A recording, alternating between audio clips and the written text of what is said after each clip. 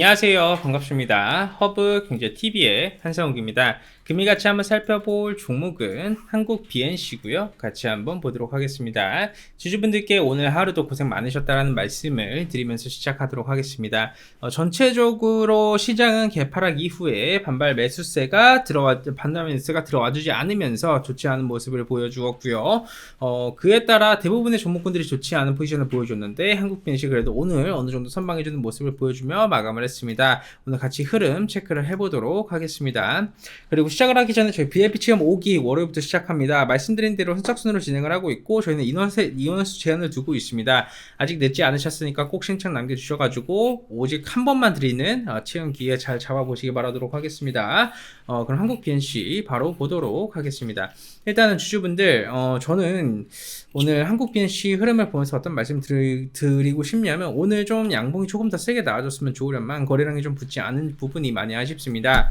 오늘 바이오 섹터는 다 무너졌습니다. 네, 오늘 바이오 다 조정 나와줬습니다. 근데 유일하게 한국 BNC는 금일 좋은 모습을 보여줬다라고 이해를 해주시면 될 것 같고요. 여기서 이런 말씀을 드렸어요. 여기서 바로바로 빠르게 회복을 해주지 못하면 5일선 두들겨 맞고 내려와줄 가능성이 높다라고 말씀드렸습니다. 여기서 거래량을 조금 더 붙여줘가지고 이제 접근 자체를 가격을 올려줘야 될 필요가 있어요. 그 단순하게 뻥카성 상승이 있고요. 찐 상승이 있는데 오늘 보시면 아시겠지만 그렇게 체결 강도가 세거나 그 매집성의 흐름을 보여줄 수 있을 만한 상승은 아니었습니다. 공매도 비중은 없었으나 외국인들이 그렇게 뭔가 포지션을 잡아주진 않았고요. 메이저들 매도 물량 좀 나와주고 있는 가운데 한국 BNC 같은 경우에는 좀 어거지로 지켜줬다라는 감이 없지 않아 있어요. 여기서 한두 번 정도의 더 조금 짧은 양봉이라도 좀 강하게 나와주는 게 중요하다라는 말씀을 좀 드리도록 하겠습니다.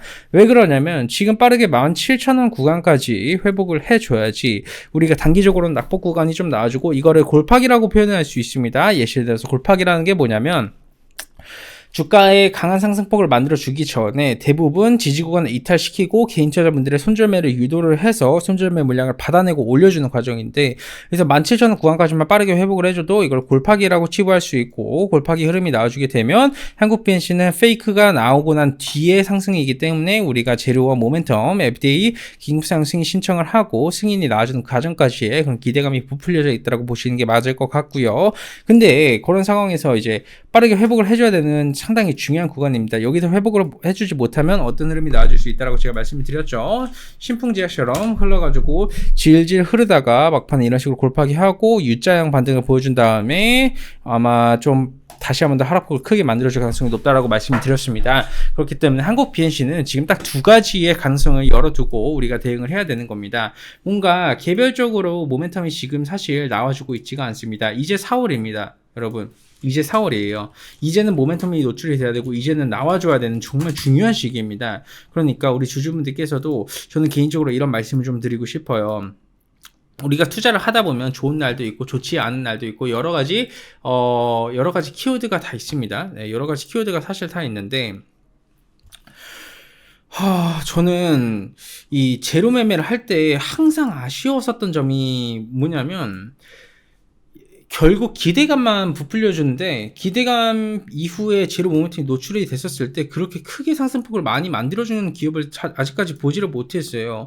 안티로키논을 긴급사용 승인 이슈가 빨리 되게 나와줘야 되기도 하고 이런 신청도 하고 승인도 하고 이래줘야 되는 건데 이게 주가가 이슈 자체가 지금 나와주지 않다 보니까 자연스럽게 조금 루즈하게 좀 무너지고 있다? 그렇게 한번 좀 보시면 될 것 같습니다. 저는 지금 대폭등이 나와준다라고 절대 믿지 않습니다. 왜 그러냐면 재료는 선반영을 해주는 경우가 많고 그로 인해서 실제 매출과 영업이익이 나와준다라고 한들 바이오 기업은 대부분 실적 이슈로 어닝 쇼크를 때려버리는 경우가 많았습니다.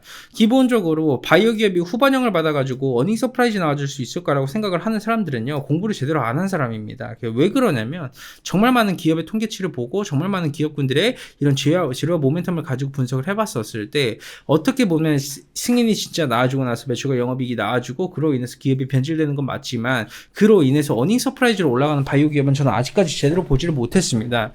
많은 바이오 기업군들이 돈을 많이 벌었고 그로 인해 가지고 투자도 이루어지고 있습니다. 제가 어떤 기업을 대표적으로 말씀드렸죠? 랩지노믹스도 말씀드렸고요.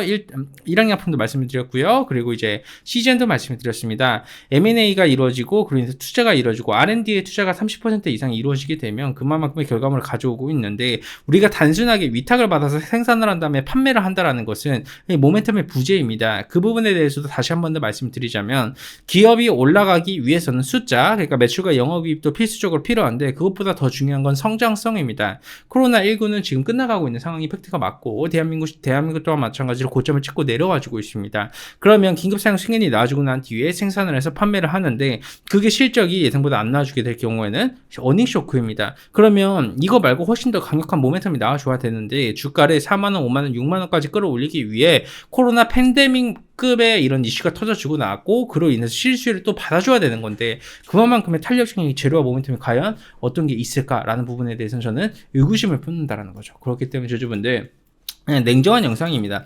정말 냉정하게 팩트만 가지고 말씀드리는 거고, 많은 바이오 기업군들이 이러한 절차를 거쳐갔습니다. 재료적인 부분으로만 봤었을 때, 물론 이만큼의 대세 상승을 보여준 기업은 없지만요.